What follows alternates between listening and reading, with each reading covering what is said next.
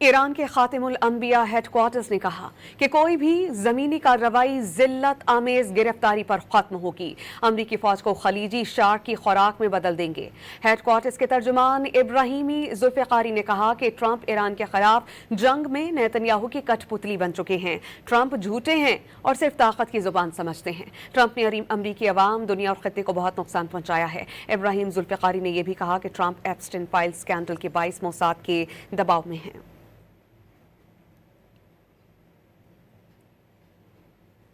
Iran के खातिमुल अंबिया headquarters ने कहा कि कोई भी जमीनी कार्रवाई जिल्लत आमेज गिरफ्तारी पर खत्म होगी। अमरीकी फौज को खलीजी शार्क की खुराक में बदल देंगे।